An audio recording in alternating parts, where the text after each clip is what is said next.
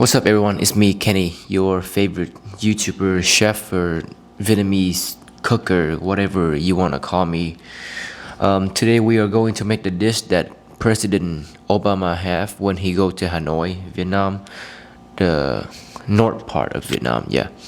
And apparently, it got really famous because there's a lot of people taking pictures, like posted online and stuff. It's called Bun Cha Hanoi. It's called Bun Cha actually, but they just have the Hanoi next to it because it's the name of a famous place. So it's called Bun Cha Hanoi.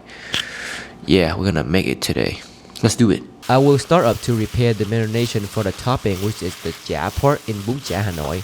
Originally, I will have to grill the chả, but I do not have the charcoal grill, so I just use my air fryer.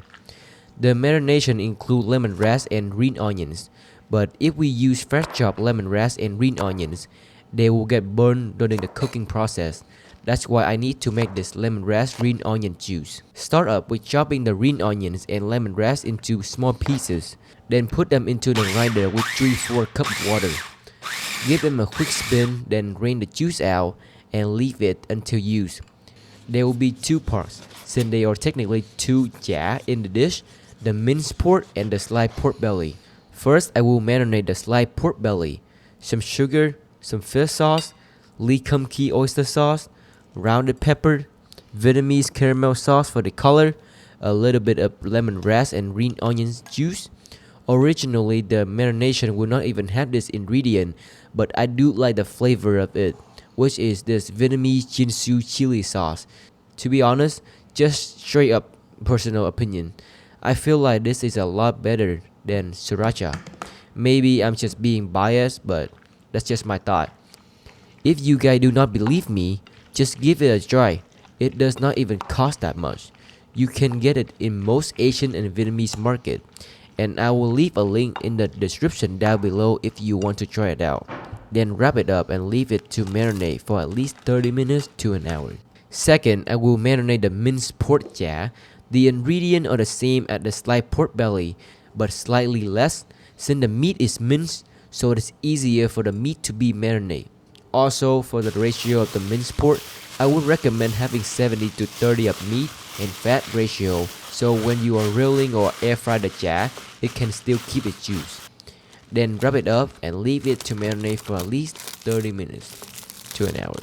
There are 3 more parts to complete the dish: the vegetable, the bun, which is the fresh rice vermicelli, and the fish sauce for dipping. The vegetable, they include some salad and Vietnamese perla.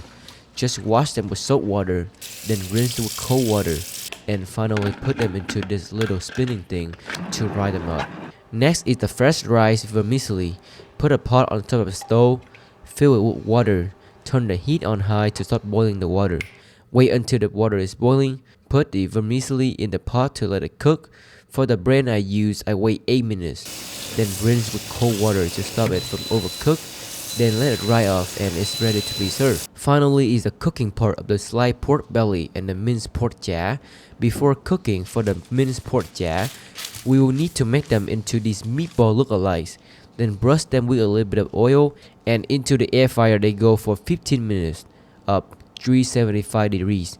To make sure they are cooked, then I raise the temperature up to 425 for 5 more minutes to get the golden brown color on the outside. For the sliced pork belly, since they are thin, so they are easier to cook, but still I do not want them to be dry or burned, into the air fryer at 375 for 13 minutes and 425 for 5 more minutes. Then we are done. Everything is ready to get on the plate and to be served. Now it's eating time. First of all, this is my first time cooking a North Vietnamese dish, so go easy on me if you know how to cook this properly. Leave me a comment of like how to do that, but I tried my best. And that's all that matters. And I didn't show you guys how to make the fish sauce because I'm still figuring out the best ratio, but the most standard ratio is just 1:1, like 1 liter of water, but 1 bowl, because we want this fish sauce to not dense, so it's Okay, so let's see. You put one bowl of like fish sauce and one.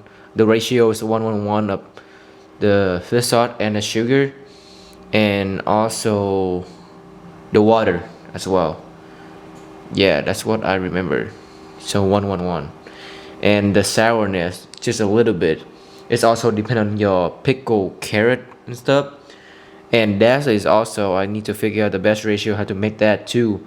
I'm still experiencing. So in future videos I will show you guys how to make the best, no, not the best, like the pickle carrot stuff, because I'm still right now figure out the best ratio of the vinegar, the sugar, the timing, and the salt right now. Time to eat.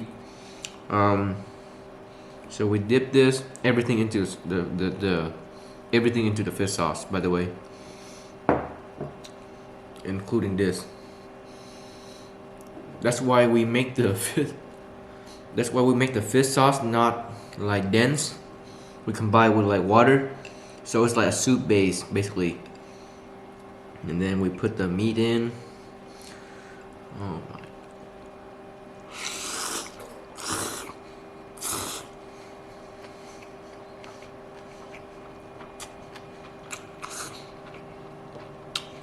First time.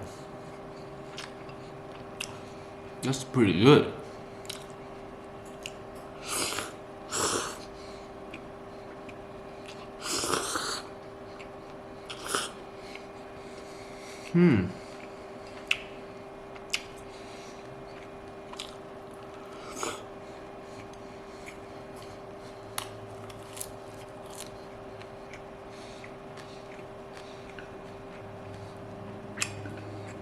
That's good.